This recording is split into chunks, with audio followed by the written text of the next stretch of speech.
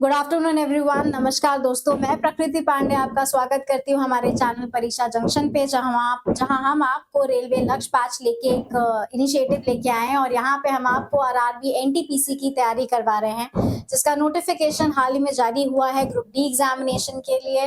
ये पेपर कभी भी कंडक्ट करवाया जा सकता है, इसलिए हम आपके लिए बहुत ही शानदार बैच लेके आए हैं जिसका नाम है रेलवे लक्ष्य बैच, जो कि फ्री ऑफ कॉस्ट है। हमारी मुफ्त शिक्षा का बहुत ही अहम भाग है।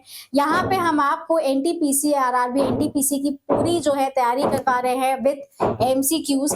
डेली जो है इस बैच में आपके लाइव सेशंस कंडक्ट करवाए जा रहे हैं, जहाँ पे हम आपको एमसीक्यू प्रैक्टिस करवा रहे हैं। आपके रीजनिंग और मैथ्स की लाइव क्लासेस डेली चल रही है, तो आप उसमें पार्टिसिपेट जरूर करें। और आप पार्टिसिपेट करेंगे तो आपके लिए ही बेनिफिशियल होगा, आप लोगों के लिए ही लाभदायक होगा। आपके जितने भी कलीग्स हैं, जितने भी फ्रेंड्स हैं जो आपके साथ साथ तैयारी कर रहे हैं, उनको भी हमारे इस बैच के बारे में जरूर बताइए, ताकि वो भी आपके साथ साथ इसका पूरा पूरा लाभ उठा सके।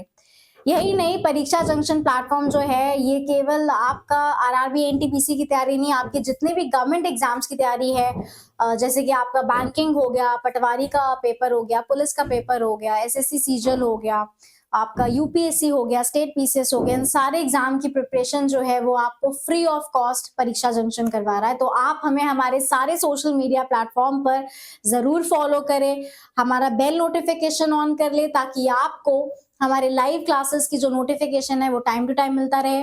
आप हमारे प्लेलिस्ट में जाके चेक भी कर सकते हैं, वहां पे आपको हमारे अपडेटेड लेक्चर्स भी मिल जाएंगे। ठीक है, मैं प्रकृति पांडे आपके ज्योग्राफी की मेंटर हूँ और आपको यहाँ पे फिलहाल तो ज्योग्राफी का सिलेबस कंप्लीट करवा रही हूँ, जहाँ पे हम आधी सफलता को प्राप्त कर चुके हैं। हम अपना आधा सिलेबस जो है वो कंप्लीट कर चुके हैं, जो कि है आपका विश्व का भूगोल।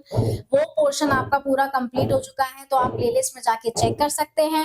अभी हम आपको भारत का भूगोल यानी कि इंडियन ज्योग्राफी का जो पार्ट है वो चल रहा है, और इंडियन ज्योग्राफी का जो पोर्शन है, जो मेजर टॉपिक्स हैं वो हम कंप्लीट करवा चुके हैं। आज हम आपको रिवर्स ऑफ इंडिया यानी कि भारत की नदियों के बारे में हम पढ़ेंगे, उसके बारे में जानकारी प्राप्त करेंगे, और उतनी ही प्राप्त करेंगे जितना आपके एनटीपीसी के लिए के सिलेबस में दिया गया है। ठीक है, it is not sufficient for UPSC in state PCS, उसमें थोड़ा और भी ज्यादा डिटेल में पढ़ना पड़ेगा।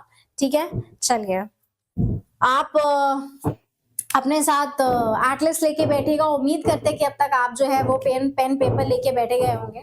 एटलस लेके बैठिएगा। आप को क्या कहते हैं, इंडिया की पॉलिटिकल और फिजिकल मैप आपके लिए इंपॉर्टेंट है, वो लेके बैठिएगा। और hand written notes are most important for you all. आप लोग अपने खुद के नोट्स बनाएं, चाहे किसी भी मीडियम से हो, कोई फर्क नहीं पड़ता, चाहे हिंदी मीडियम से हो या फिर इंग्लिश मीडियम से हो, अपने खुद के नोट्स बनाएं, ताकि आप एंड में जब रिविजन करने बैठे तो आपको रिकॉल करने में आसानी हो। और आप अपने तरीके से अगर आप अपने नोट्स बनाएंगे तो आपको पढ़ने में सबसे ज्यादा आसानी होगी। ठीक है, आई विल बी बायलिंगुअल, हम दोनों भाषाओं में आपको बताएंगे, पढ़ाएंगे, हिंदी और इंग्लिश दोनों में। तो आप अपने हिसाब से नोट्स बनाते रहिएगा, सुनते रहिएगा और लिखते भी रहिएगा साथ ही साथ। ठीक है, चलो स्टार्ट करते हैं। अब हम स्टार्ट करते हैं रिवर्स ऑफ इंडिया। ठीक, तो आप हेडिंग डालेंगे रिवर्स ऑफ इंडिया, और यहाँ पे आपको फिजिकल मैप की आवश्यकता होगी। ठीक है, हम यहाँ पे फिजिकल मैप वैसे तो डायग्राम के थ्रू भी बता सकते हैं, लेकिन फिजिकल मैप अगर होगा आपके पास तो सबसे ज्यादा आसानी आप ही लोगों को होगी। ठीक है, ये चलो यहाँ पे आप हेडिंग डालेंगे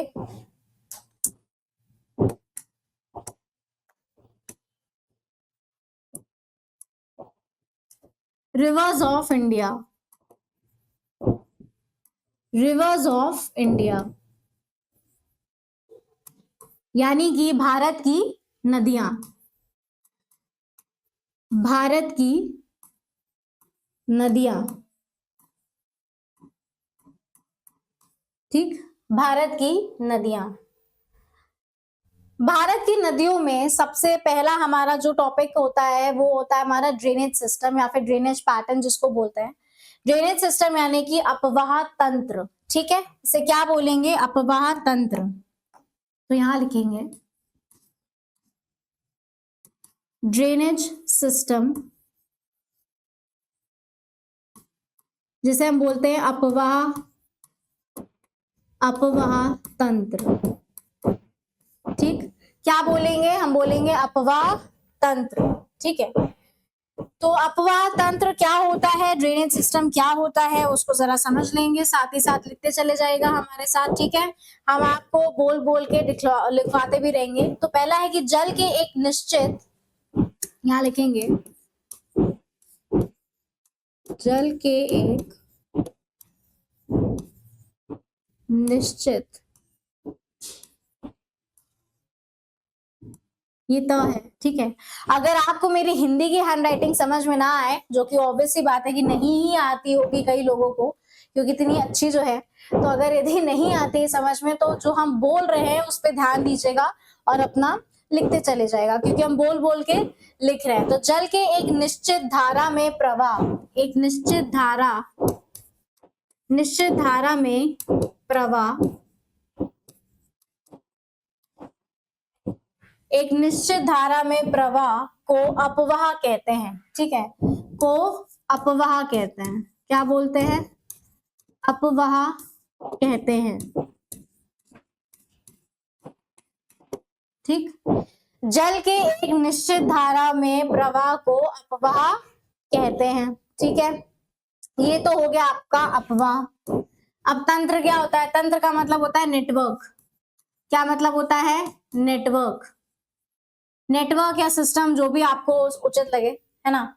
तथा धाराओं के तंत्र, नेक्स्ट, तथा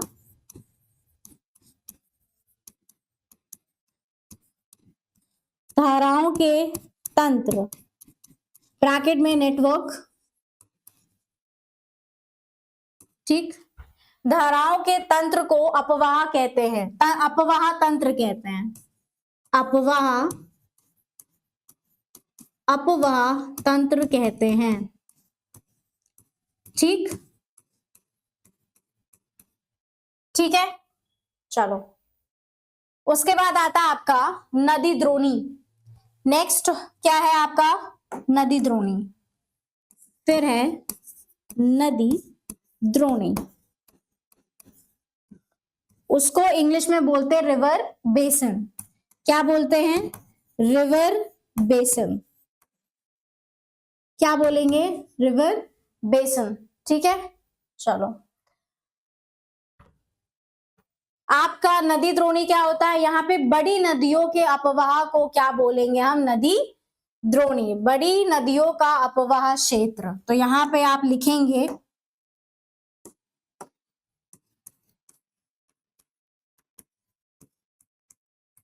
बड़ी नदियों का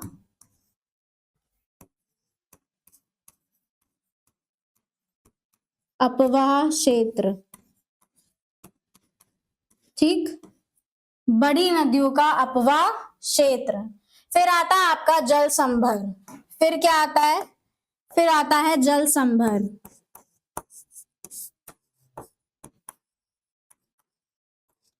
फिर आता है जल संभर, जिसे हम बोलते हैं वाटर शीट। क्या बोलेंगे, वाटर शीट,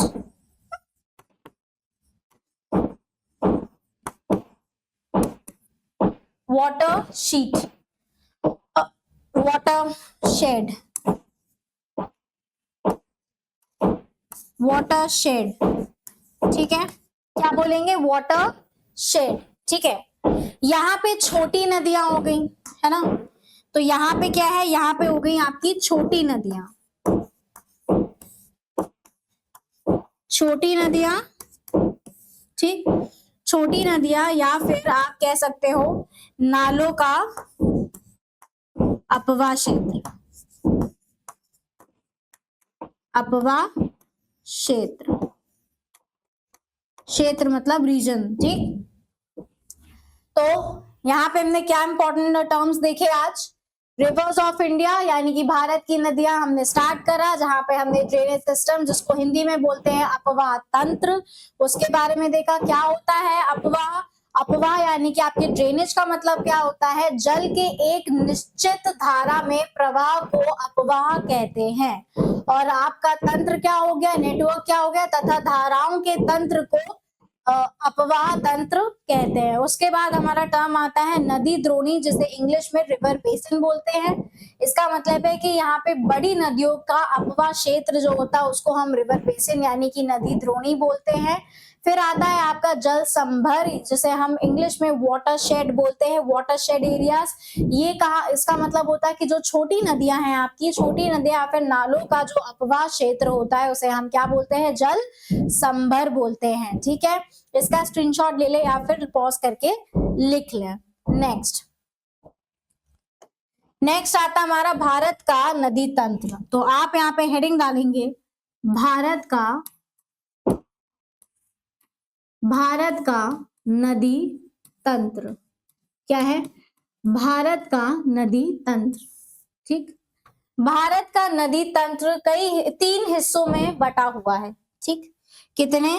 3 हिस्सों में बटा हुआ है।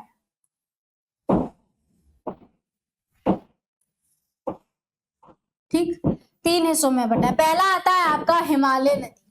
ठीक, तो पहला है हमारा हिमालय नदी।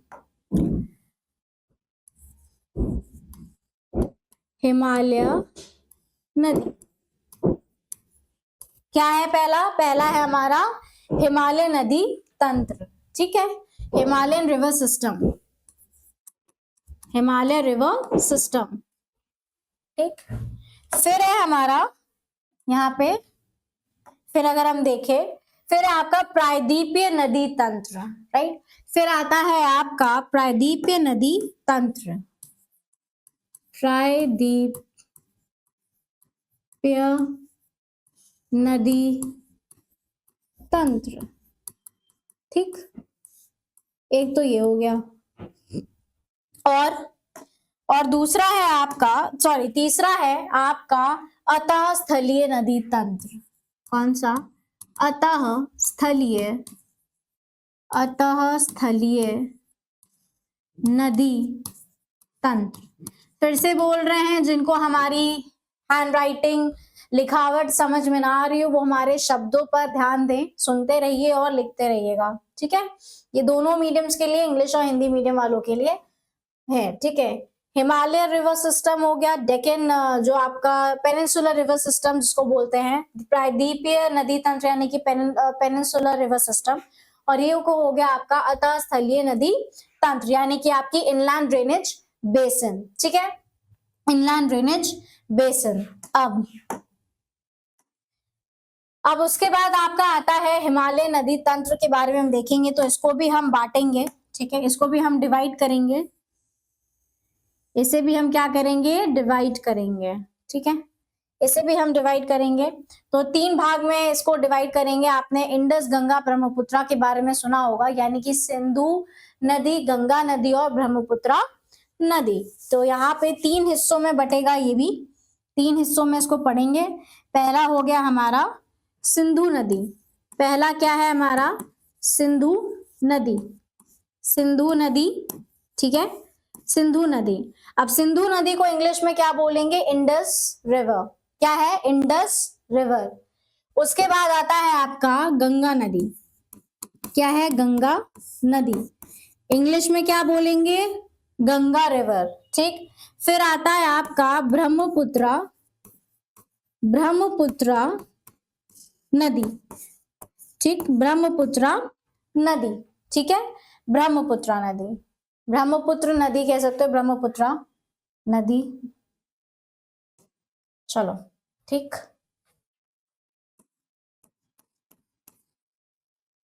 इंडस रिवर,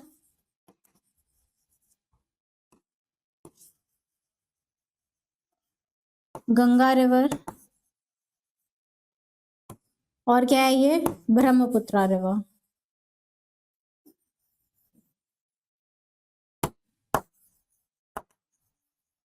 ठीक, चलो, उसके बाद आता है आपका प्रायद्वीप नदी तंत्र यानी कि peninsular river system. Peninsular river system जो है वो आपका 2 हिस्सों में बटा हुआ है। कितने हिस्सों में बटा है? 2 हिस्सों में बटा है। तो यहाँ हम देखेंगे, ठीक है, यहाँ हम देखेंगे पहला एक तो है आपका वेस्टर्न, कौन सा है, एक तो है आपका जो आपके वेस्टर्न यानी कि पश्चिम की ओर जिनका जो जल होता है वो प्रवाह होता है यानी कि आपके अरब सागर की तरफ, राइट।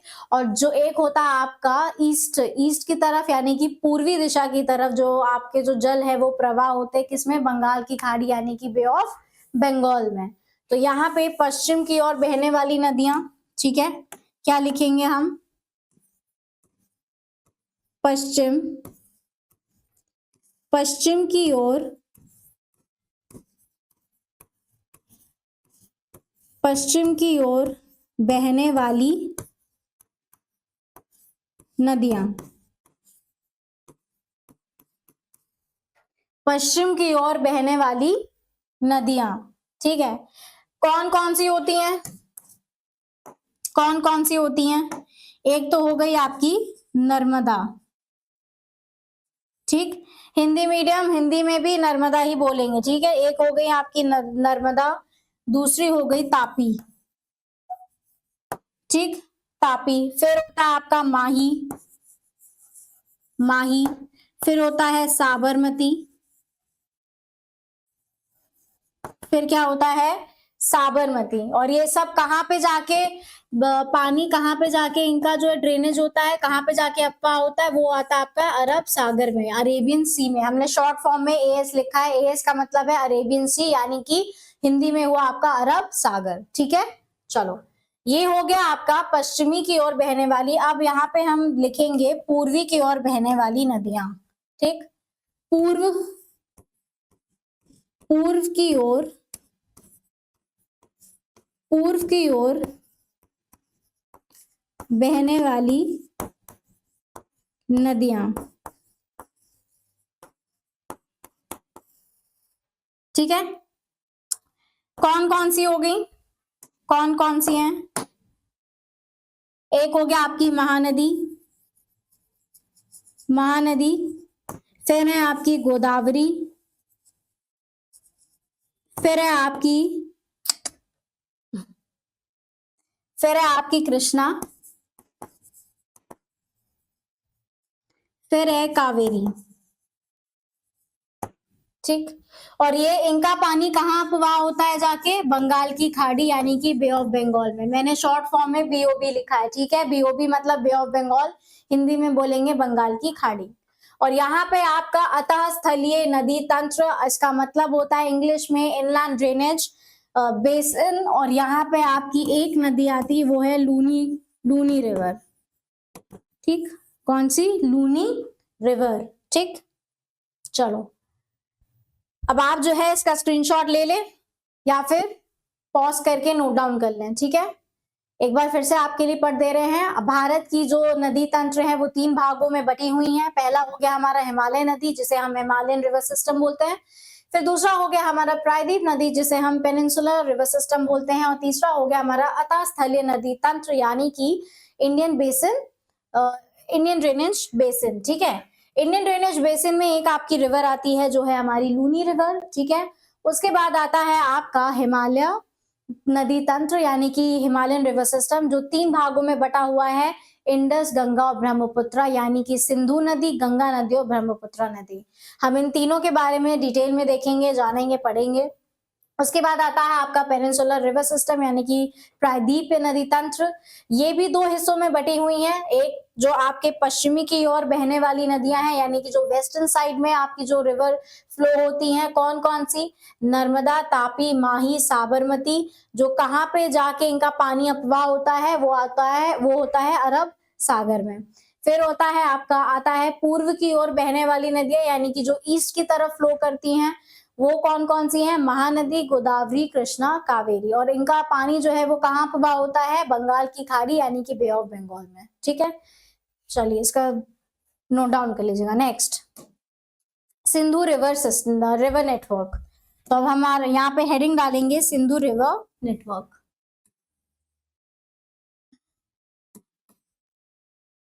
सिंधु रिवर नेटवर्क,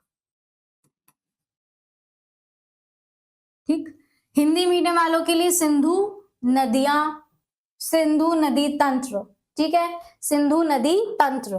ठीक, चलो यहाँ पे सिंधु नदी प्लस पंच नदी होती हैं। कौन सी? एक तो होती है आपकी सिंधु नदी, ठीक है, एक हो गई सिंधु नदी, और सिंधु नदी की भी जो सहायक नदियां होती हैं, ट्रिब्यूटरीज जिसे बोलते हैं, पंच नदी, 5 नदियां। ठीक, 5 नदियां कौन कौन सी हैं? सबको पता है कि कौन कौन सी होती हैं। पहली हो गई हमारी झेलम, ठीक, हिंदी में भी झेलम ही लिखेंगे। उसके बाद हो गई आपकी चेनाब, ठीक, फिर हो गई आपकी चेनाब, फिर हो गई आपकी रावी, फिर आती है रावी रिवर। रावी के बाद कौन सी रिवर आएगी? फिर आएगी आपकी ब्यास, फिर आएगी आपकी ब्यास, और ब्यास के बाद आता है सतलुज। कौन सा? सतलुज। ठीक है, हिंदी में भी सब वही नाम होंगे। ठीक, ये तो हो गए लेटेस्ट नाम जो अभी हम बोलते हैं, लेकिन इन सब के प्राचीन नाम भी है ना, जिनके ओल्ड नेम्स भी हैं, जो आपके हिस्ट्री का भी एक पार्ट है। ठीक, हिस्ट्री सिलेबस का। तो यहाँ पे आप हेडिंग डाल के लिख सकते हैं, यहाँ पे हम प्राचीन नामों के बारे में लिखेंगे, जानेंगे प्राचीन समय में इन्हें क्या बोला जाता था। प्राचीन नाम, प्राचीन नाम। तो पहले हम देखते हैं कि सिंधु नदी को क्या बोला जाता था। ठीक, सिंधु नदी को क्या? सिंधु नदी ही बोला जाता था। ठीक, सिंधु नदी या फिर इंडस, सिंधु नदी, या आप बोल सकते हो इंडस। ठीक, क्या हो गया? इंडस। ठीक, अब आता है झेलम। झेलम को पहले क्या बोलते थे? झेलम को पहले हम बोलते थे वित्सता। क्या बोलते थे? वित्सता।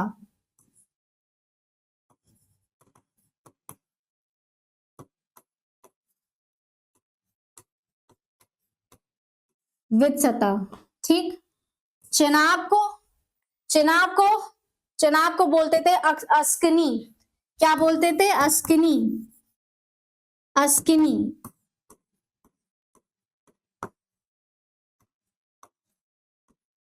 क्या बोलते थे? अस्किनी। फिर आता है रावी रिवर। रावी को क्या बोलते थे? पुरुषनी। क्या बोलते थे? पुरुषनी।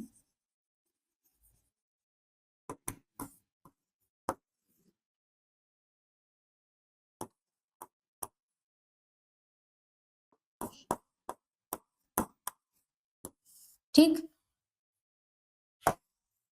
फिर आता है ब्यास। ब्यास को क्या बोलते थे? विपासा। विपासा बासु वाली नहीं, विपासा।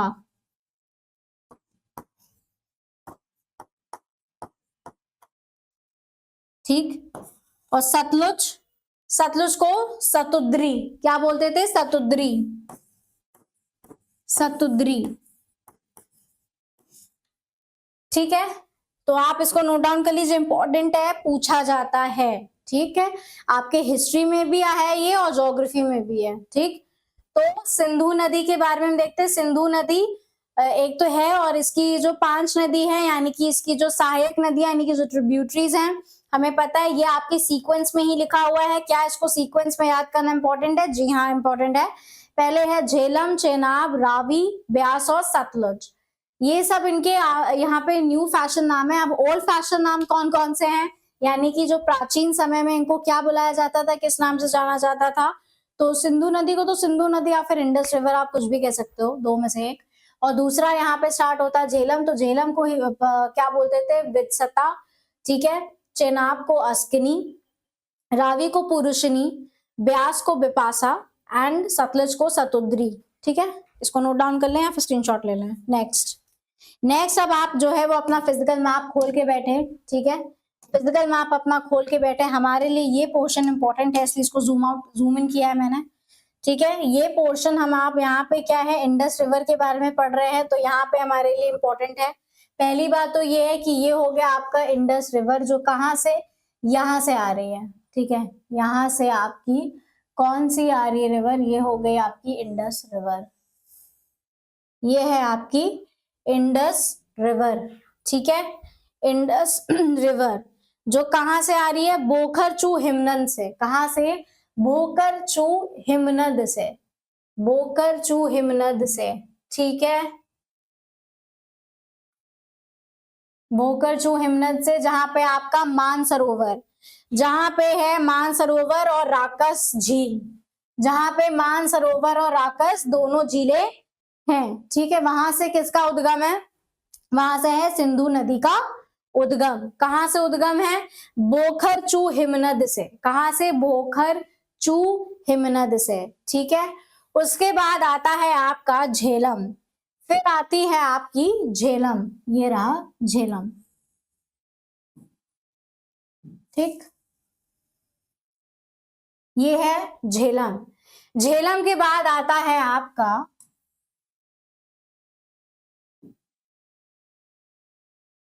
ये चेनाब, फिर है चेनाब। चेनाब के बाद आता है रावी, रावी नदी,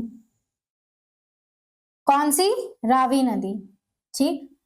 रावी के बाद आता है आपका ब्यास, तो ये है ब्यास। कहां से निकल रहे हैं ये पढ़ेंगे, लेकिन फिलहाल जो है वो मैप में आप मार्क करेंगे। और ब्यास के नीचे है सतलुज, ठीक, सतलुज यहां से,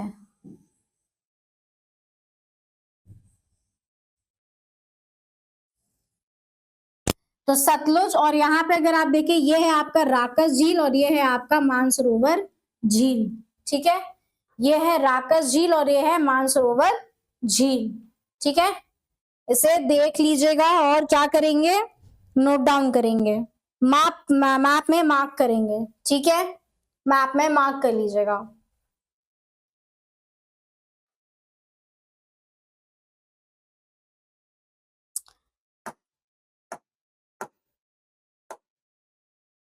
डायग्राम के थ्रू देखते हैं फिर एक बार, ठीक है।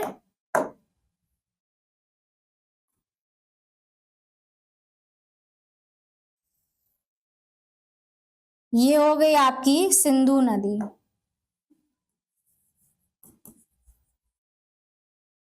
सिंधु, सिंधु रिवर कहां से निकल रही है, बोखरचू हिमनद से, बोखरचू हिमनद, ठीक, बोखरचू हिमनद, ठीक। यहीं पे यहाँ पे आपके दो झील भी है, एक है आपका राकस और एक है आपका मानसरोवर, ठीक है। तो यहाँ पे लिखेंगे आप मानसरोवर, हिंदी में मानसरोवर ही लिखेंगे, हिंदी मीडियम, मानसरोवर लेक और राकस, राकस लेक, राकस लेक, ठीक, राकस लेक,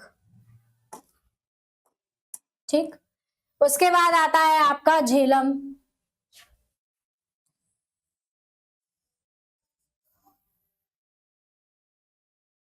ये क्या है, झेलम,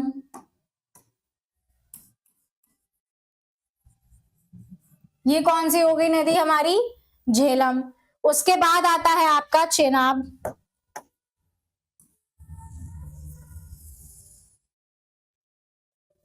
कौन सा है, चेनाब,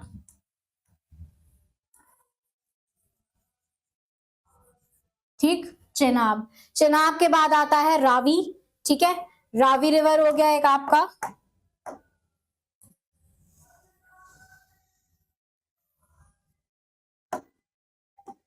ये हो गया रावी,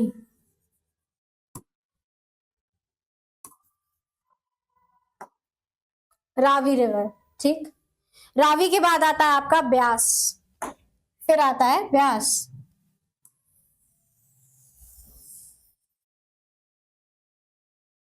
ये है ब्यास,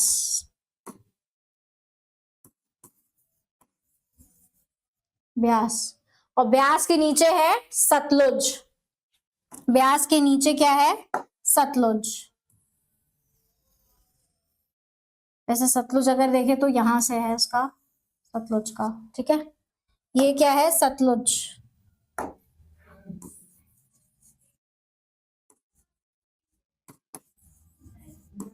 सतलुज, ठीक है।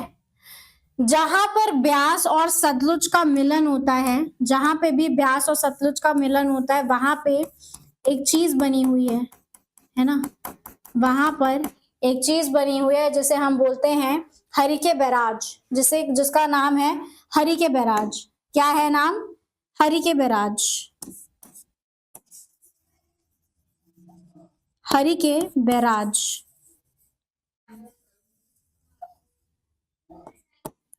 हरिके बैराज। और यहां से एक और नदी का उद्गम है, यहां से एक और नदी का उद्गम है ना, यहां से एक और नदी का उद्गम है जिसका नाम है, जिसे हम क्या बोलते हैं? इंदिरा गांधी, जिसे हम बोलते हैं इंदिरा गांधी नहर। ठीक है, क्या बोलेंगे?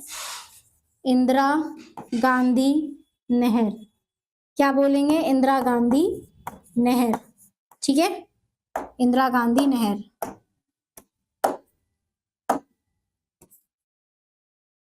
चलो इसे नोट डाउन कर लीजिए।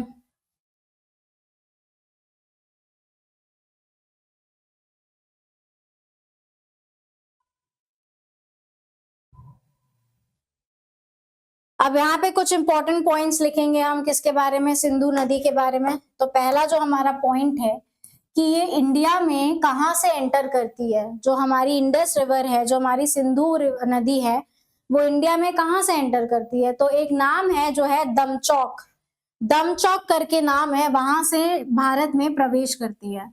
तो यहां लिखेंगे आप दमचौक, दमचौक से भारत में प्रवेश करती है।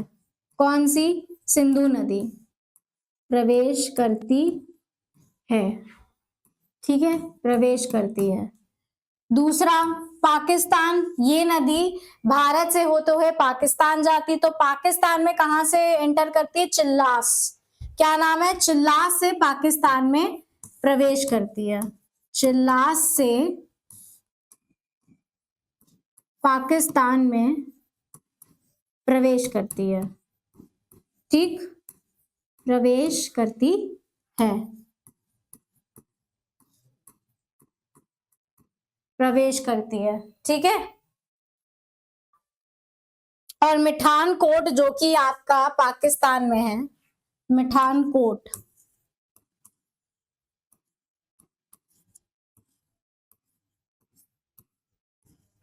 मिठान कोट जो कि आपका कहाँ पे है? पाकिस्तान में स्थित है ना, पाकिस्तान में स्थित है, में 5 नदियां मिलती हैं, है ना। मिठान कोट पाकिस्तान में ये 5 नदियां मिलती हैं। ठीक, 5 नदियां मिलती हैं, 5 नदियां मिलती हैं। और नेक्स्ट पॉइंट लिखते जाएगा साथ ही साथ, सिंधु रिवर की कुल कितनी लंबाई है ना? तो सिंधु रिवर की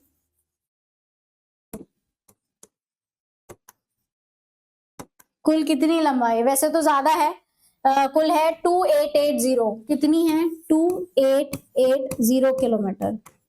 लेकिन इंडिया में कितनी है? पाकिस्तान से तो हमें कोई मतलब नहीं है, पाकिस्तान में कितनी हो, इंडिया में कितनी है? वो है 1114 किलोमीटर। कितनी? 1114 किलोमीटर।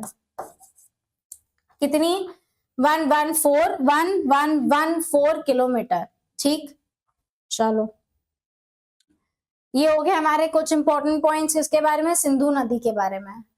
अब हम यहाँ पे एक टेबल बनाएंगे, नेक्स्ट पेज है, इसका स्क्रीनशॉट ले लीजिएगा या फिर पॉज करके नोट डाउन कर लीजिएगा। ठीक है, नेक्स्ट फिर आता है नदी, उनके स्रोत।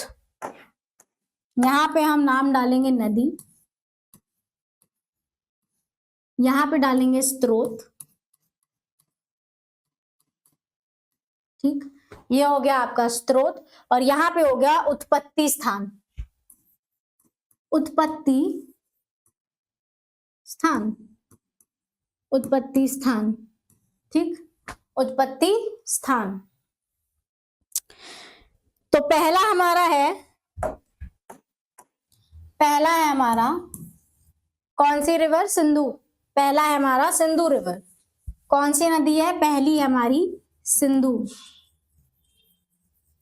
सिंधु का स्रोत कहां से है? मानसरोवर। कहां से? मानसरोवर। मानसरोवर। मानसरोवर क्या है? झील है। ठीक है, मानसरोवर झील। ठीक है, मानसरोवर झील कहां पे स्थित है? मानसरोवर झील तिब्बत में। कहां पे? तिब्बत में।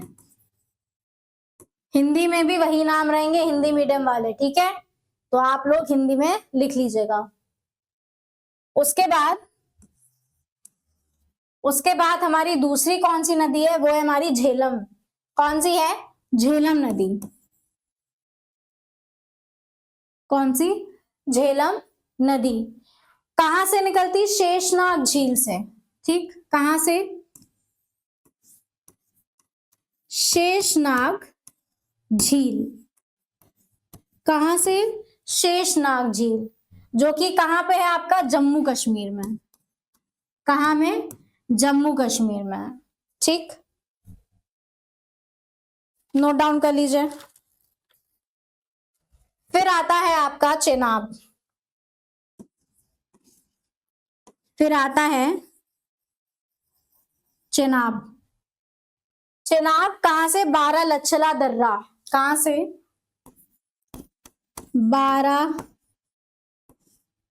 क्या है? बारालाचला। बारालाचला दर्रा पास। दर्रों के बारे में हम पढ़ चुके हैं, तो आप इसका जो वीडियो है वो जरूर देखिएगा प्लेलिस्ट में जाके। ठीक है, बारालाचला पास कहाँ पे, कौन से राज्य में है स्थित? वो है आपके हिमाचल प्रदेश में। कहाँ पे? हिमाचल प्रदेश। ठीक है, उसके बाद आता है आपका रावी रिवर।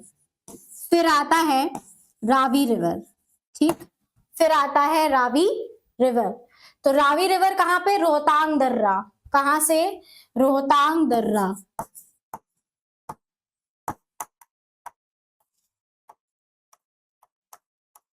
रोहतांग दर्रा, ये भी कहां पे स्थित है? हिमाचल प्रदेश में। कहां पे? हिमाचल प्रदेश में। तो नेक्स्ट पेज में जाएंगे, तो उससे पहले एक बार यहाँ पे रिवाइज कर देती हूँ आपके लिए। कौन कौन सी नदी? पहली तो हिंदू है। कहाँ से स्रोत है इसका? उद्गम है वो है आपका मानसरोवर झील से। मानसरोवर झील कहाँ पे स्थित है? तिब्बत में स्थित है।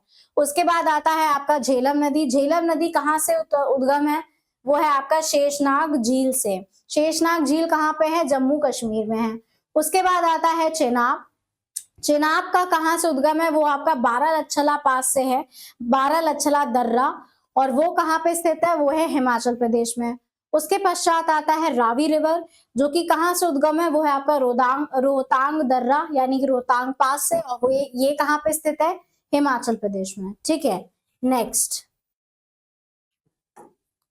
नेक्स्ट आता है हमारा ब्यास। ठीक, नेक्स्ट है ब्यास। ब्यास नदी। तो ब्यास नदी कहां से? वो होती है व्यास कुंड से। कहां से निकलती है? व्यास कुंड से। कहां से? व्यास कुंड से। ठीक है, ये कहां पे स्थित है? ये भी हिमाचल प्रदेश में स्थित है। कहां पे? हिमाचल प्रदेश में स्थित है। उसके बाद आता है हमारा सतलुज। सतलुज रिवर। सतलुज रिवर कहां से निकलती है? राकस झील। कहां से? राकस झील। राकस झील से, जो कि कहां पे? तिब्बत में स्थित है। कहां पे? तिब्बत में स्थित है। ठीक, तिब्बत में स्थित है। तो ये आप क्या है, स्क्रीनशॉट ले लें या फिर लिख लें। ठीक है, चलो अब हम पढ़ते हैं प्रमुख परियोजनाओं के बारे में। ठीक, अब हम पढ़ेंगे प्रमुख परियोजनाओं के बारे में। प्रमुख परियोजनाएं।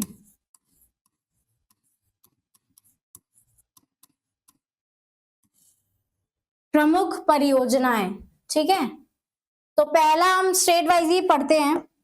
स्टेट वाइज पढ़ते हैं। पहला हो गया हमारा जम्मू एंड कश्मीर। पहला है जम्मू कश्मीर। जम्मू कश्मीर के बारे में पहली चीज है निमो बाजागो परियोजना। निमो बाजागो परियोजना लिखते जाएगा साथ ही साथ। निमो क्या था?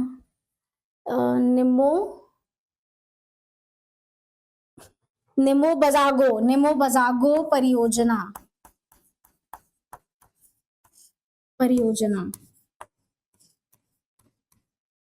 कौन सी नदी यहाँ पे? सिंधु रिवर। कौन सी? सिंधु रिवर। ठीक। दूसरा है तुलबुल परियोजना। दूसरा है तुलबुल परियोजना। ठीक। तुलबुल परियोजना तो क्या है यहाँ पे? झेलम। कौन सी नदी है? झेलम। ठीक, झेलम। उसके बाद आता है आपका किशन गंगा परियोजना। फिर आती है किशन गंगा परियोजना।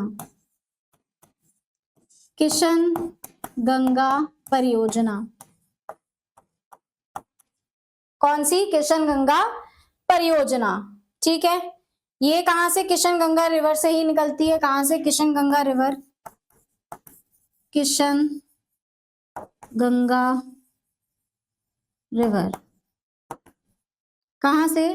किशन गंगा रिवर। ठीक है। कहां पे स्थित?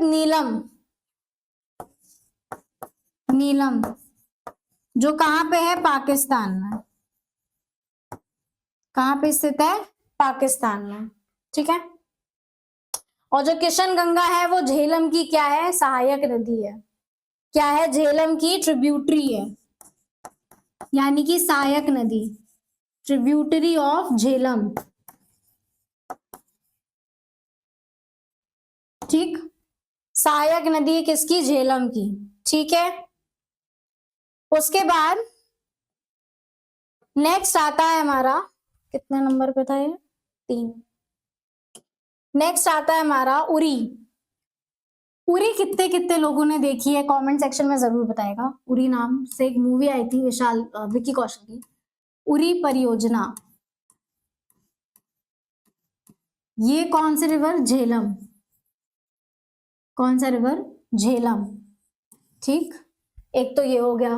और फिर आता है आपका दुलहस्ती परियोजना।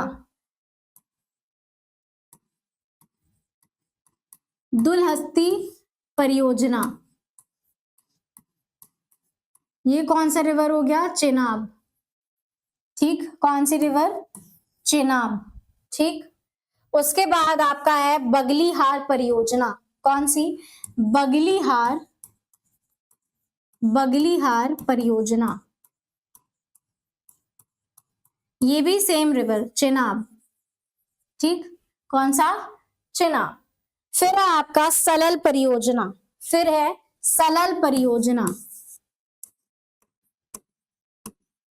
सलल परियोजना ये कहां पे है?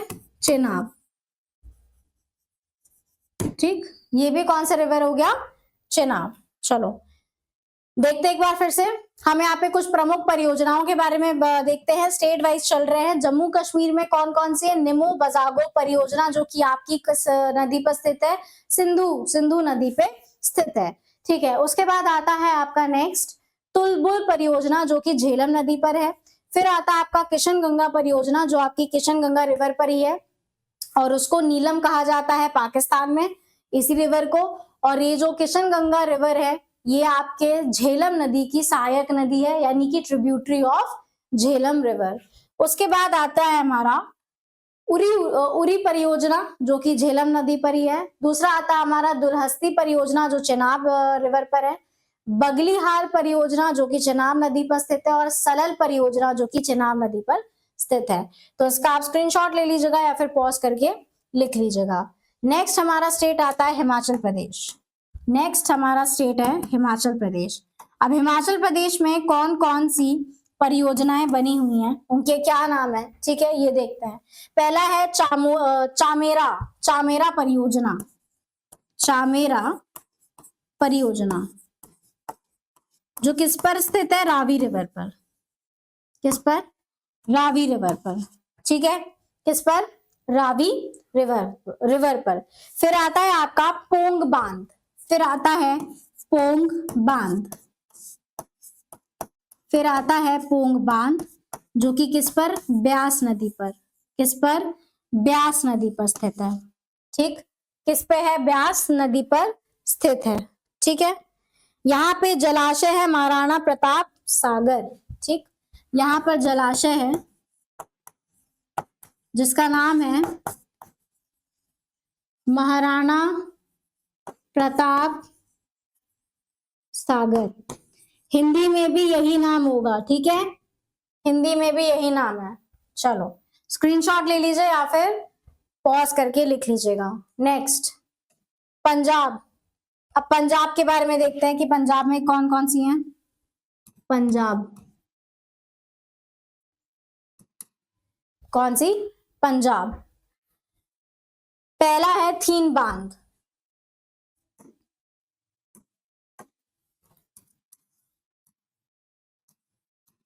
थीन बांध कौन से नदी पर, रावी। कौन से नदी पर है, रावी। ठीक है, रावी। कहां पे स्थित है ये, जम्मू कश्मीर और पंजाब की सीमा पर। ठीक है, तो ये जम्मू कश्मीर और पंजाब की सीमा पर, की सीमा पर स्थित है। ठीक है, सीमा पर स्थित है। ठीक, सीमा पर स्थित है। सेकंड, हाँ, यहाँ पे एक और है बांध जिसे कहते हैं महाराजा रणजीत सिंह, महाराजा रणजीत सिंह। ठीक, तो यहाँ पे एक और पॉइंट लिख लेंगे। एक और बांध है जो है यहाँ पे महाराजा रणजीत सिंह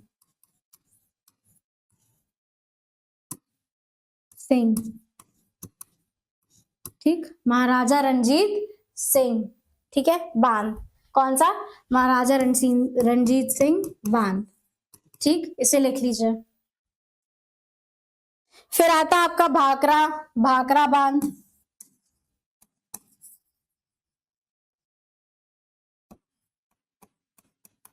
जो कि कहां पे स्थित है, हिमाचल प्रदेश में। कहां पे स्थित है, हिमाचल प्रदेश में। और है आपका नानगल बांध। एक और है नानगल बांध, ये कहां पे है, ये आपका पंजाब में ही स्थित है। कहां पे स्थित है, पंजाब में स्थित है। यहाँ पे जलाशय है, यहाँ पर जलाशय है, यहाँ पे जलाशय है जिसका नाम है गोविंद सागर लेक। जिसका नाम है गोविंद सागर लेक, गोविंद सागर। ठीक, गोविंद सागर। ठीक है, ये कहाँ पे बसा हुआ है, ये बिलासपुर नाम के गांव में बसा हुआ है, जो कि आपका हिमाचल प्रदेश में स्थित है।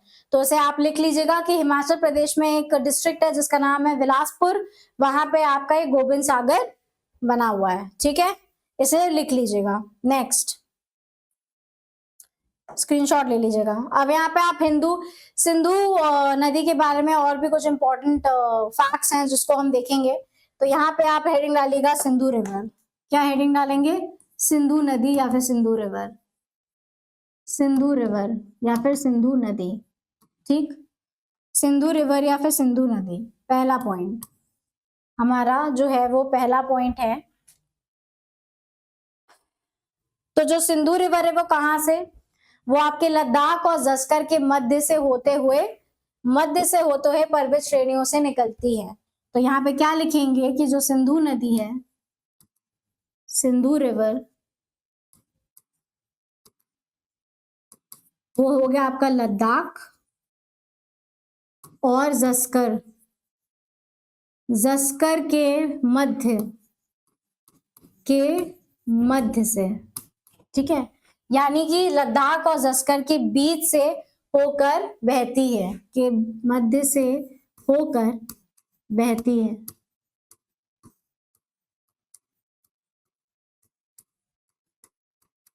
ठीक, सेकंड पॉइंट।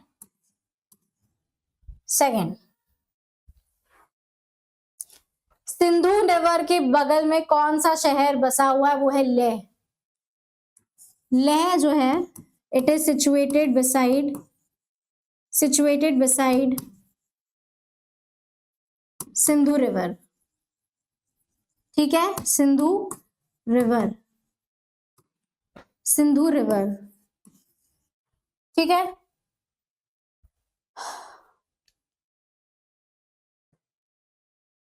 और जम्मू कश्मीर में बुंजी नामक एक स्थान है जहां पे ये गहरे गॉर्ज का निर्माण करती है। ठीक है, तो यहाँ पे आप लिखेंगे बुंजी, जो कि आपका जम्मू कश्मीर में है। जम्मू कश्मीर में स्थान है जहां पर ये गहरे गॉर्ज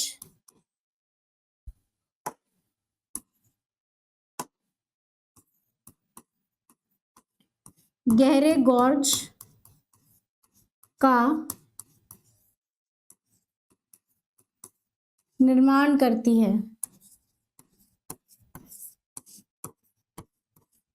ठीक, गहरे गॉर्ज का निर्माण करती है। ठीक, लिख लीजिए।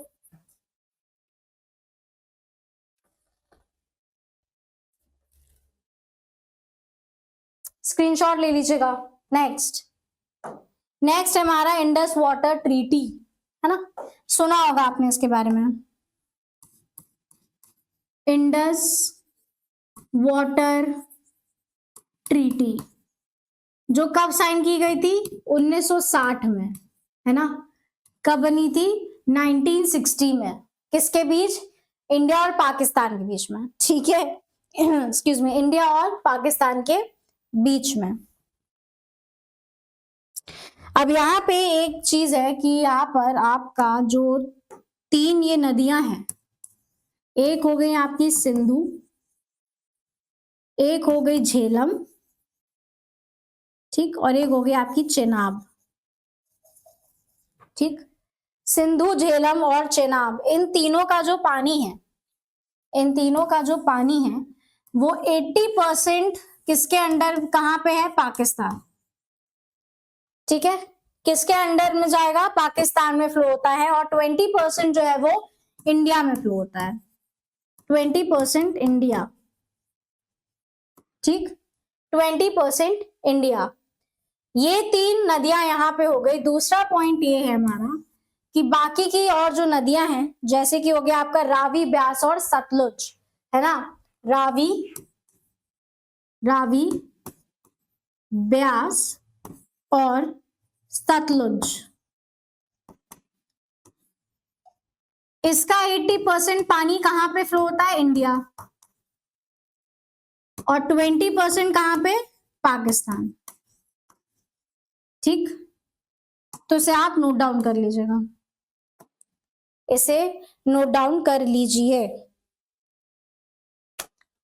ये जो समझौता है ये किसने करवाया था? ठीक, तो जो समझौता है वो करवाया था वर्ल्ड बैंक ने। किसने? वर्ल्ड बैंक ने। वर्ल्ड बैंक को हिंदी में क्या बोलेंगे? विश्व का बैंक, है ना। विश्व बैंक ने समझौता करवाया था। ठीक, किसने साइन किया था? इंडिया की तरफ से तो नेहरू जी ने किया होगा, 1960 की बात है तो, है ना। नेहरू जी ने किया होगा इंडिया की तरफ से, लेकिन पाकिस्तान की तरफ से किसने किया था? वो जनरल अयूब खान ने। किसने? जनरल अयूब खान। ये इंडिया और ये पाकिस्तान। ठीक, इसे आप नोट डाउन कर लीजिए या फिर स्क्रीनशॉट ले लीजिएगा। ठीक है, नेक्स्ट हम यहाँ पे देखते हैं झेलम रिवर। कौन से? किसके बारे में? झेलम रिवर, झेलम नदी के बारे में पढ़ते हैं। क्या फॉर्म करती है ये? ठीक है, किस चीज का निर्माण करती है? कश्मीर घाटी का। तो यहाँ पे क्या लिखेंगे? फॉर्म्स कश्मीर घाटी।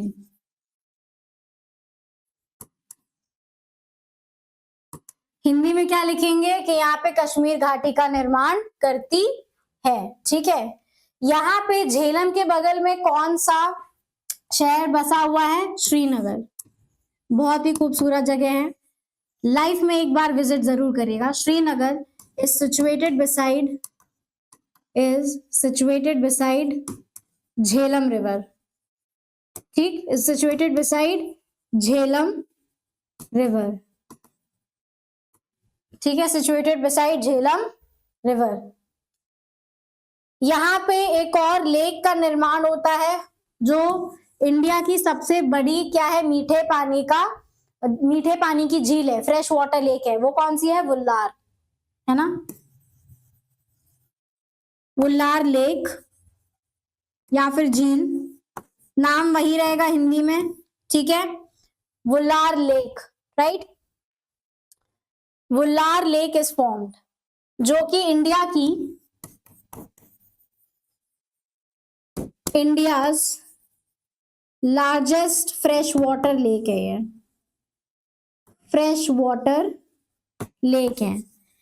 ये तो इंडिया की हो गई मीठे पानी का सबसे भारत की सबसे बड़ी मीठे पानी की झील है। लेकिन विश्व की सबसे बड़ी मीठे पानी की झील कौन सी है? ये आप बताएंगे कमेंट सेक्शन में मुझे। ठीक है, आप जब भी लेक्चर देखेंगे तो कमेंट सेक्शन में जरूर बताइएगा कि विश्व की सबसे मीठे पानी की जो झील है सबसे बड़ी, वो कौन सी है। ठीक है, तो चलो आज का हम लेक्चर यहीं पे रखते हैं, नहीं तो बहुत ही लंबा लेक्चर हो जाएगा। थोड़ा बहुत आपका जो पोर्शन है वो बाकी है। ठीक है, बाकी है आपका, जैसे कि चेनाब रिवर हो गया, सतलुज रिवर हो गया, एक्सक्यूज मी, रावी रिवर हो गया। ज्यादा कुछ है नहीं उसमें डिटेल में जानने को एनटीपीसी में, लेकिन आपका थोड़ा बहुत पोर्शन बाकी वो हम करेंगे। इसके बाद हम स्टार्ट करेंगे गंगा नदी के बारे में। ठीक है, तो नेक्स्ट हमारा टॉपिक होगा गंगा नदी। ठीक, उसके बारे में हम विस्तार से पढ़ेंगे। आज के लिए क्लास यहीं पे रखते हैं, तब तक आप हमारे साथ जुड़े रहिए, बने रहिए, पढ़ते रहिए लगातार। ठीक है, थैंक यू वेरी मच।